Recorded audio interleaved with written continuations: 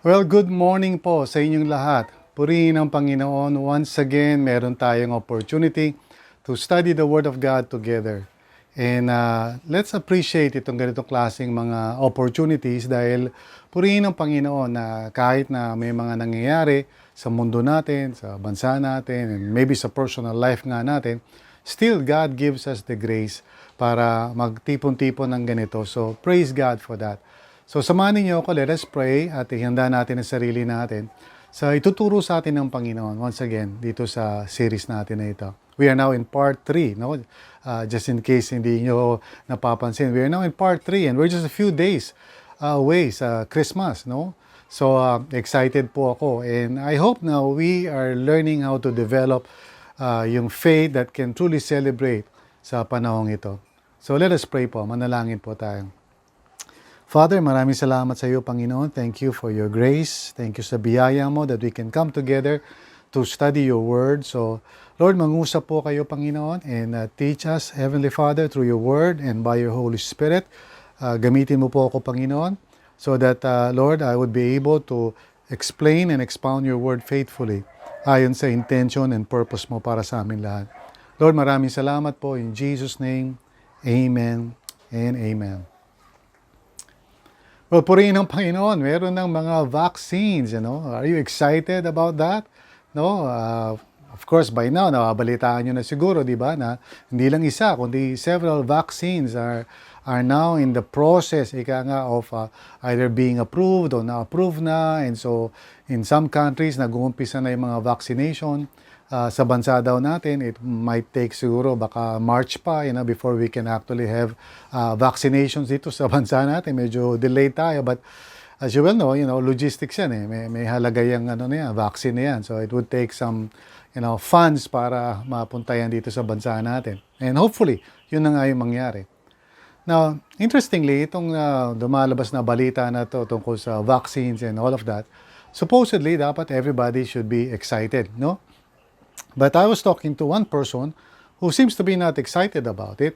And meron siyang paliwanag, I don't really fully understand yung explanation. But apparently, he's saying na, well, there's nothing much to expect dito sa vaccine na to. It would probably not be helpful for anybody. And sabi nga niya, may mga ingredients ito na maaaring hindi katiwa-tiwala and so forth. And so, yun ang parang pananaw niya tungkol dito. And I think there are people also na ganun sa ibang lugar, They are not willing to really be excited about this whole thing, itong mga vaccines na to, while others are, quite excited about it. So, hindi pare-pareho ang response. Why is that? Well, if you analyze it, ang mga feelings natin sa mga bagay-bagay, yung condition ng soul natin sa mga iba't ibang mga sitwasyon na na ating na-experience, depende yan sa mga ina-anticipate natin. In other words, kung ang anticipation natin ay negative, and if we think, for example, na wala namang may tutulong talaga yung vaccine, then, as a result of that, medyo we're not really keen or excited about it at all. Pero kung in-expect natin na positibo na itong vaccine na ito makakatulong, well, we would be excited about it. So, ano ba ang nangyayari dito? Anong dynamics po ba ang nangyayari? Well, sa totoo lang, kailangan natin maintindihan na yung faith natin ay may kinalaman po talaga sa ina-anticipate natin. That's why the title of this talk, itong part 3 of our series, is Faith That Anticipates. In other words, ano ba ang ina-anticipate natin? Unfortunately, sabi ko nga sa inyo, faith is learned, but also is unbelief. In other words, kung paano natin dinevelop or rather paano tayo na-develop through the years, kung paano tayo nagre-respond sa iba't ibang mga sitwasyon, yun ang nagiging kondisyon ng puso natin. If we always respond in a negative way, and if we always anticipate bad things and negative things to happen, magkakaroon tayo ng, pessimistic outlook sa buhay. Magiging negative tayo, parang hopeless. And, so sunod-sunod na yun, anxious, afraid, depressed, hopeless. So, yung natin, yung condition ng soul natin, depende talaga sa ina-anticipate natin. But, like I said, kung ang puso natin ay pupuno ng Word of God and the promises of God, then we can look forward sa mga positibong mga bagay. we can look forward to the good that God would do in our lives. Unfortunately, maraming tao ang weak sa kanilang faith. And itong pandemic na nga na ito has exposed yung ganong klaseng weak faith sa puso ng marami because they have not learned and they have not trained themselves to anticipate well, the good that God would do sa buhay nila. Instead, for some reason, siguro napabayaan nila ang sarili nila and they do not have the resource para, magkaroon sila ng hope, na magkaroon sila ng anticipation na positive, na alam nila na may gagawin ng Panginoon na maganda o mabuti. Okay? So, I really want to communicate to you this morning yung katotohanan na faith that can truly celebrate knows how to anticipate. Na-anticipate natin ang mabuti, na-anticipate natin ang Panginoon na kikilos instead of yung tayo ay negative. So this is something that we should also learn.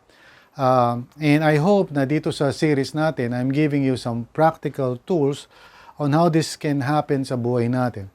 Faith is not something, gaya na sinabi ko nung first Sunday, it's not something na basta-basta na lang nangyayari. We learn this. We develop it over time. At yung Bible napakahalaga doon sa development na yan. Now, ngayong araw na ito, I want to talk about yung tungkol sa faith that anticipates. And I want us to learn how we can really develop yung ganung klaseng anticipation na based sa Word of God, based sa character of God. And to do that, I want us to look at Hebrews chapter 11. If you remember, sa first Sunday, we looked at Hebrews 11, verse 1 to 7. Pero today, we want to look at verse 8 hanggang 12, and then we'll jump, punta tayo sa verse 17 to 19. And in this passage, I want us to look at 4 obstacles. You see, faith is something na kinakailangan maging aware tayo, no? Na we need to let go of certain obstacles that prevent us from fully trusting God. At itong mga obstacles na to ay totoo sa lahat sa atin. We all experience this.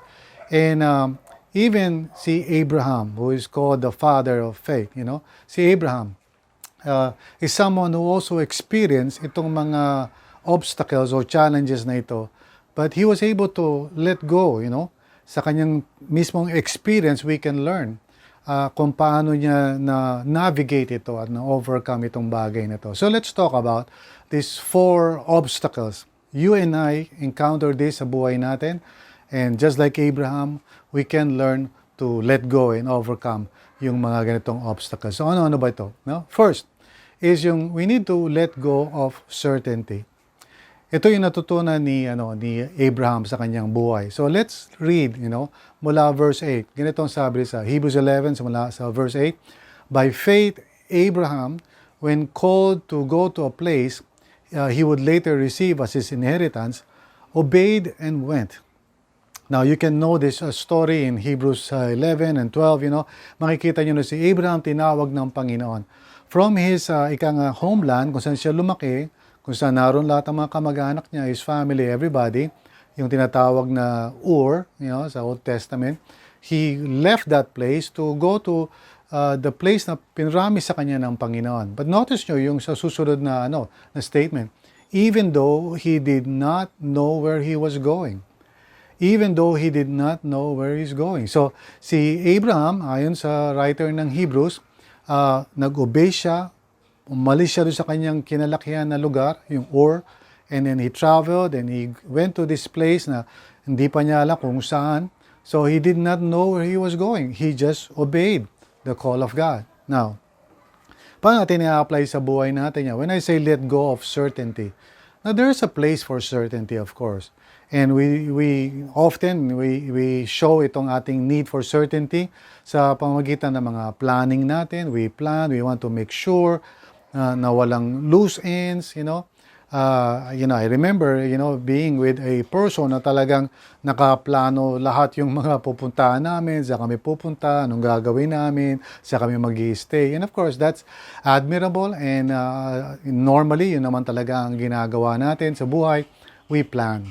But there's a certain way of living our life kung saan dahil sa takot natin na magkamali o magkaroon ng failure o magkaroon ng, unexpected na whatever event na mangyayari, parang takot tayo with that possibility. So, to the point na minsan we just plan everything talaga to make sure na walang kahit anong uncertainty sa buhay. And sometimes people are immobilized with the fear na, naku, paano to, paano ganyan. And they cannot move on and they cannot decide. Itong pandemic na to has actually brought us into that kind of situation right now. Kasi we really don't know how things will go from here. 2021 na in a few days. And sabi nga ni Andy Stanley, it's like we are restarting everything from ground zero. Now, if you think about it, yung pangyayari sa mundo na parang na-reset tayo, parang nagkaroon ng restart lahat ng bagay. Wala na yung mga dating parang familiar tayo. So we are parang starting all over again. And there's that parang cloud of uncertainty ahead of us. Now, this is actually something na we can use as an opportunity to grow in faith. We can become pessimistic and afraid, ako, paano na kaya, 2021, ano kaya mangyayari? Or we can let go of yung certainty, yung need natin to be certain about everything. In fact, ang totoo niyan, all we really need to be certain about is God Himself and His call sa buhay natin. For example, as a church, tinawag tayo ng Panginoon to be His people. And He started RLCC, so that's what we know for sure. At tinawag niya tayo, He brought us together as one family. That we know for sure. Of course, sinave niya tayo, and that we know for sure.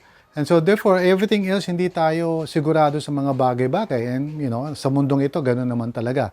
We are not certain of a lot of things. Even those things na akala natin we are certain about. Like personally, there's something na naranasan ko recently na akala ko hindi magbabago. I was really quite confident about a certain, ministry opportunity na binigay sa akin ng Panginoon years ago. But now suddenly, it was taken away from me. So parang naging uncertain, like, so ano na magiging role ko or whatever, ano man ang gagawin ko. So these are the kinds of things that we do experience sa buhay natin. There will always be uncertainties in life. But to develop yung faith that anticipates, kailangan matuto tayo to let go yung need natin na beyond what is normal. I'm not saying na hindi tayo magpaplano. I'm not saying na hindi tayo, maglo-look forward. Of course, we do those things. Pero not to the degree na tayo ay napaparalyze na po and we could no longer act in faith. This is true sa maraming aspekto ng buhay natin. For example, in decision making, there is a place for talagang strategizing or whatever, or planning, ganyan-ganyan. But there is always a point na we just have to step out in faith and do what God wants us to do. Yun yung obstacle na kailangan ma-overcome natin, yung fear natin, of failure, or fear natin baka magkamali, o fear natin baka hindi mangyari yung gusto natin mangyari. So, this is the first obstacle na kailangan natin i-let go if we want to develop a faith that truly knows how to anticipate. Now, secondly, we have to let go of comfort. And this is what we learn from Abraham also. He also learned how to let go of his own comfort. Kasi lahat naman tayo, we want to remain in our comfort zone. Now, si Abraham learned that in order for him to pursue God's will for his life, kailangan bitawan niya, let go niya yung need niya for something comfortable or safe. Now, here's what the Bible says, verse 9. By faith, he made his home in the promised land like a stranger in a foreign country. Now, please understand, maganda yung buhay niya sa Ur. But now, he goes to a place na wala siyang kilala, and he's a foreigner and he's a stranger. Doon siya nabuhay. At sabi pang ganun, he lived in tents, as did Isaac and Jacob, who were heirs with him of the same promise. In other words, he had to live a life of a nomad, yun ang tawag doon, yung parang walang permanent address. Because he was trusting God. Sabi sa verse 10, for he was looking forward to the city with foundations whose architect and builder is God. So Abraham was willing to let go of comfort in order to obey God by faith. Now, what about us, tayo, sa buhay natin? Now, itong pandemic na to, has somehow parang changed everything, Dati, familiar tayo sa mga bagay-bagay, may mga routines tayo. For example, every Sunday, we just wake up and ligo tayo, we dress up, and we go to our church and attend tayo ng worship service, kinig tayo ng sermon ni Pastor Bong, hopefully di masyado mahaba, and then, kinig tayo ng mga music. And of course, we get together with our friends, and after that, lunchtime na, so lahat na nagpaplano, saan tayo pupunta, Jollibee, McDo, whatever, sa mall tayo pupunta, Robinson, sa SM, Muntinlupa. So these are routines, and we have become comfortable with those routines. And suddenly, God just, in His sovereignty, removed all of that, And of course, dahil dun sa biglang pagbabago na yun, wala nang physical meeting and everything, a lot of people were really parang lost, anong gagawin natin. And this can create, of course, a lot of, tawag dito, parang discomfort, and also fear, and anxiety siyempre, and, wish ko lang, namimiss ko na kayo, mga beshies, or whatever, okay? This can create a lot of, parang disorientation. But then again, we can see it as an opportunity to grow in faith. Because one of the things that the Lord wants us to do, really, is to go beyond our comfort zone, because He has things that He wants us to do. At hindi mangyayari kung comfortable tayo, sa ating mga kinalalagyan. I remember a friend, who loves to go to church and sit way back, sa isang malayong lugar. And I was wondering, bakit doon kami nakaupo? And I discovered kasi very comfortable yung upuan doon at pwede kang matulog, walang nakakapansin sa iyo. Parang sinihan, okay? And that has been the experience of many believers actually, mga Christians who, after a while you go through the routines and the rituals of the Christian life, and before you know it, parang nasasanay ka na and comfortable ka na sa four walls of the building. And so I believe God is sovereign in removing all of that. And so now we are faced with a situation na hindi tayo comfortable. For example, itong online service natin. A lot of people parang, they don't like this, na parang ano ba yan, di ako ganyan, hindi ako pang online, gusto ko face-to-face. And you can go and complain and really be negative about it, or you can see it as God's way of taking you out from your comfort zone to teach you faith. Faith is coming to an online service kahit di ko nakikita yung tao. Faith that God is present, faith that God can move, faith that God can speak to me through a video, faith that the Lord can use me to encourage others kahit na hindi tayo face-to-face. It's developing faith in us kasi it's way beyond our comfort zone. So sa pagkakataong ito, I do believe na if we really just have a positive way of looking at things, yung situation ngayon actually can build faith. Okay? Because faith has to do with letting go of certainty and letting go of our comfort. And yes, I agree with you, masarap yung buhay natin dati, pre-COVID days, because everything is just, pwede natin memorize na natin yung mga gagawin. But now things are not like that. So what do? You can whine and complain and cry and feel sorry, or you can say, God, what are you teaching me? I thank the Lord sa mga kindred, special shout out and mention ng mga kababaihan, because I know, dahil kababaihan sila, at siyempre, di ba? Plus the fact na siyempre may edad na rin sila, hindi naman sila mga millennials. And so, nung nangyari itong pandemic na to, well, a lot of them didn't know, paano ba yung mga Zoom na yan, paano ba yung mga Messenger na yan. But you know what? And this, I believe, is a parang commendation sa mga adult women. They rose up to the occasion. They learned, they tried to figure out paano ba nagme-messenger, paano ba nako-control yung volume, etc. And today, ganun na ang nangyayari yan. Hindi lang naman sila, pati of course shout out din sa mga adult men, because they also have risen to the occasion, ika nga. But here's my challenge, because alam naman natin, the millennials, mga Gen Z, Gen X na yan, familiar na sila dito. And yet, itong mga pangyayaring ito has somehow exposed, something na marahil hindi sila aware that their faith was based on comfort. Well, right now, God is teaching us to let go of comfort. Let's rally and let's join together, ika nga. even though out of our comfort zone itong sitwasyon na ito. This is how we develop the faith that can truly celebrate. If we can anticipate God moving in spite of the limitations, if we can expect the presence of God, kahit video yan, you will just be surprised what God can do kahit na doon sa mga nakikita nating kahinaan. Now, third is to let go of considerations. What do I mean by that? Well, binigyan tayo ng Panginoon ng isip, and so normally we consider things, we calculate, etc. Normal lang yan, and we use logic, of course.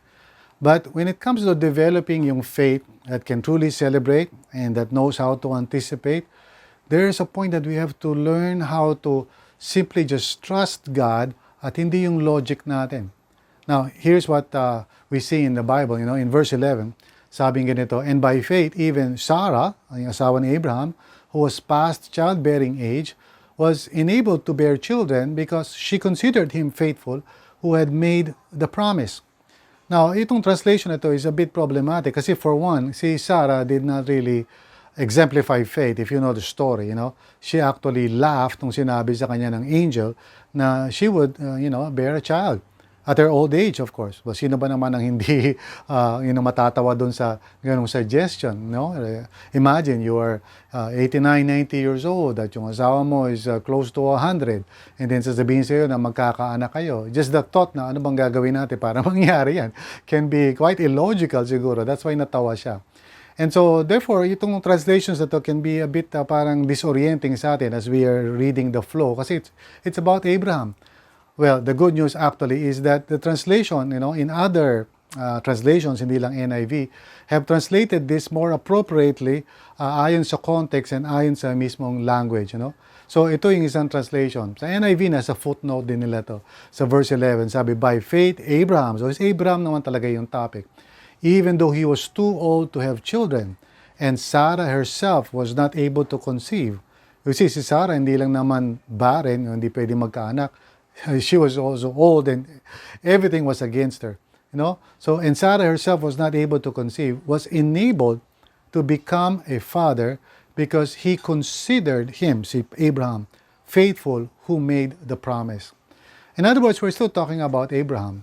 We're not really talking about Sarah herself because Sarah laughed nung sinabi sa kanya na magkakaanak siya. It is actually Abraham who showed true faith na in spite of the fact na matanda na siya, in spite of the fact na yung asawa niya matanda na and barren pa, but because God said na magkakaanak sila, he believed God, okay? He trusted the Lord. So, kung iisipin mo, logically, this could not be.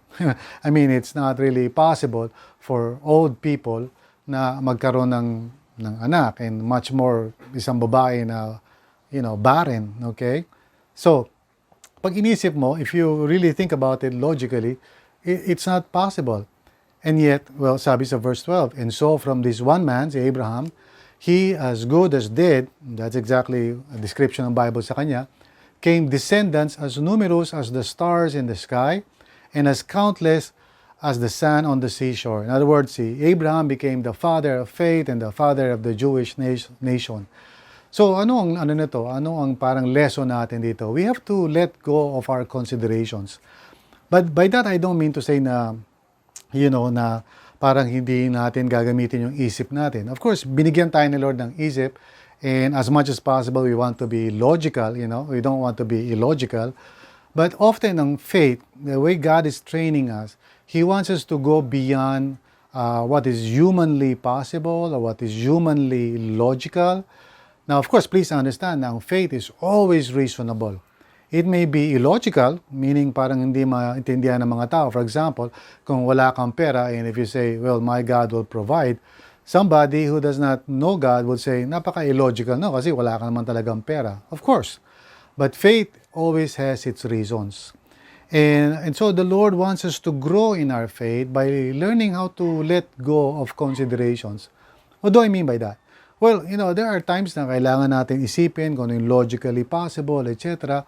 But then we have to go beyond what is logically possible. And because we have a reason why, alam natin with God nothing is impossible, we transcend yung limitation na yun. So we let go of considerations, Paano kung ganito? Paano kung ganyan? Bakit ganito? Ganyan. So we let go of that and move ahead trusting God for what may be impossible siguro, humanly speaking.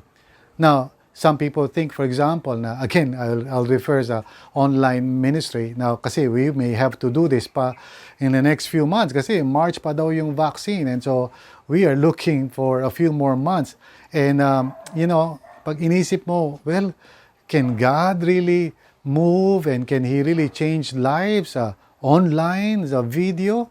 Of course, pag inisip mo logically, parang mahirap yata mangyari yan. Pero you know what? In my own personal experience, halimbawa, yung involvement ko sa GLS, maybe some of you don't know na the reason why I got involved in the GLS was, first of all, I experienced the transformative power of God during the, mga initial GLS na inatinan ko. Dati parang skeptic ako na, well, video lang yan, ano mangyayari dyan? But when I experienced God, moving in my life, when I opened my heart to Him during, that time na nanonood ako ng video, I realized with God, nothing is impossible. So right now, itong sitwasyon natin can really be very challenging for many, and kapag ang anticipation mo ay negative, pag inisip mo na wala nang mangyayari dyan sa mga online na yan, well, that's what you get. Walang mangyayari talaga. But if you have this anticipation that God can do mightily, in any situation, kahit na online o hindi online, face-to-face o hindi face-to-face, God is awesome and powerful, that He can manifest His glory and His presence. Can you imagine, once na ma-set tayo, ma-box in tayo sa what is logical, hindi natin magagawa ang pinagagawa sa atin ng Panginoon. Right now, as we think about, how do we reach out to people, we can be so logically boxed in na hindi na natin makita yung mga posibilidad. And this is what I believe is happening right now. God is parang removing us from this parang logical considerations to show us the possibilities. And purihin nga ang Panginoon, nakikita natin ito. For those of you who have eyes wide open, siguro nakikita nyo how the Lord is moving, in our church, even though hindi tayo makapag-meet physically. And I do believe na kahit bumalik na dati or, may vaccine na and everything, we should not set aside yung na-realize natin at natutunan natin. I remember years ago, nung nauso yung tinatawag na satellite churches, kung saan, si Craig Rochelle was one of those, pioneers ng Life Church. He started, itong mga churches sa iba't ibang lugar, and he just video streamed yung sermon niya. And at first people were saying, skeptical sila, would that work? Well, years later, siya yung pioneer doon. And it is working in many, many places ngayon. Maraming tao ang natatouch at nasisave ang buhay nila because of the innovation na naisip nila. Because they went beyond yung what is logically possible. So in other words, they let go of considerations. Even yung YouVersion app, dati hindi mo ma-imagine that there could be an app sa telepono mo where you can read the different translations of the Bible for free. Parang, di ba, paano yun? Okay, kailangan maningil ka niya para masustain mo yan. Well, once again, si Craig Groeschel, which I admire, who I admire rather, has shown us that we need to let go of considerations like that in order to see great and mighty things coming from the Lord. Now, finally, let go of control. Let go of control. So this is the fourth obstacle kasi for living a life of faith that anticipates. Ganito, jump tayo sa verse 17. By faith, Abraham, when God tested him, offered Isaac as a sacrifice. Now, if you know the story, diba, they waited for so long until, dumating na yung time na may angel na nag-announce that, they will have a child. Okay, so they have waited for so long for this. Okay? Finally, ito na, darating na. At dumating na nga, nagkaanak sila. Si Isaac ang pangalan. Which, by the way, sa Hebrew, ang ibig sabihin ng Isaac is tawa, or laughter. Okay? So, by faith, Abraham, when God tested him, offered Isaac as a sacrifice. Sinabi kasi sa kanya ng Panginoon, offer your son as a sacrifice. Now, think about the context. Matagal na nilang hinintay ito. Ito na yung ito na yung parang pagmumula ng blessing sa buhay nila. Look at the next sentence. He who had embraced the promises was about to sacrifice his one and only son. In other words, tinanggap niya yung promise ni Lord, umalis siya sa Ur, and ito na nga, nagkaroon siya ng heir o anak, and ito na, magkakaroon ng saysay lahat ng paghihintay niya. And God says, offer Isaac as a sacrifice. And then in verse 18, even though God had said to him, okay, it is through Isaac that your offspring will be reckoned.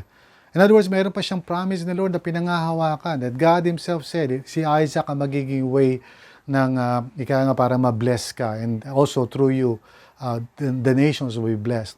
So, kung isipin natin parang, wow, paano ito? And God says, offer your son Isaac.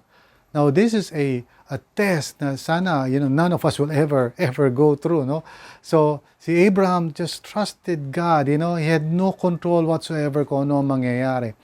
And so, what happened was, in verse 19, sabi, Abraham reasoned that God could even raise the dead, and so, in a manner of speaking, he did receive Isaac back from death.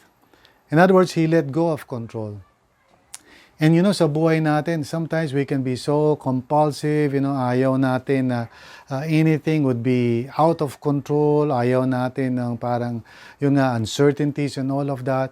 And ito yung mga pinagmumulan ng mga fears natin. I had a friend na, he was terrified sa anumang klaseng relationships kasi he felt na parang hindi mag-work ito. Kasi yung parents niya, hindi naging maganda yung relationship. So, he's thinking, hindi rin magiging maganda yung relationship niya. So, he was really afraid to go into any kind of intimate relationship. And he was, getting old actually. Tumatanda na siya. And I had to tell him, you have to overcome yung tendency mo to control your life. And this is true in so many different ways sa buhay natin. We tend to just, we want to control. Kaya anxious tayo, hurried tayo. In fact, some people na hindi makapahinga are people who want to control everything. Hindi sila makapagsabat because they just want everything to be just right. And it won't work like that. To develop yung faith that, that can truly celebrate, kailangan matuto tayo mag-anticipate na kahit na hindi natin kontrolado ang mga bagay-bagay, well, God is in control. And again, like I said, ang faith may be illogical, and it may be counterintuitive, but it is never unreasonable. We have our reasons. We know that God is faithful, so kahit wala tayong certainty about everything, we can trust God. And alam natin that God is able, and He is, fully sovereign sa mga bagay-bagay. So kahit na hindi comfortable in situation, we're willing to trust in Him. Alam natin that God, of course, is all-powerful, and so hindi siya nalilimitahan ng logic natin. So again, we can trust in Him. And, because we know that God is in control and we are safe in His hands dito sa universe na kinreate niya, so we can be at peace. We can rest and sleep like a baby. We can stop our work once a week because we know God is in control. So mga kapatid, yung faith that can really celebrate, is the faith that anticipates God, who is able to do so much more than we can ever think of or imagine. Itong time ng pandemya, really, we can all be so negative, and we can, just think about, the hindi magandang nangyayari, and we can feel depressed kasi we feel na parang wala ng, pag-asa. We can do that. Or, we can rise up and develop faith. This can be a good situation for us to let go of certainty. This can be a good situation for us to let go of comfort. A good situation for us to let go of considerations natin. And a good situation for us to let go of control. In order for us to trust God completely.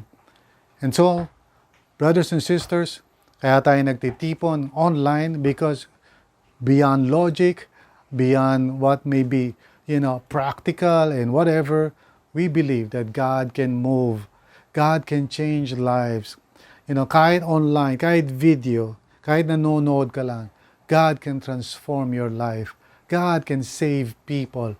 God can do so much more than we can ever imagine or think of. So remember this. Faith that can truly celebrate knows how to anticipate. And I pray that we would anticipate good and wonderful things from the Lord. We may not be sure about a lot of things, pero we can be sure of one thing. God is faithful. God is all-powerful. God is loving. God is true to all His promises. We can depend on Him. So, regardless yan, kahit mag-meeting tayo face-to-face, maybe later pa, or baka hindi na, or whatever, regardless kung ano yung nasa future, we are not afraid. Because our God is faithful, and He is true to all His promises. And He is all-powerful.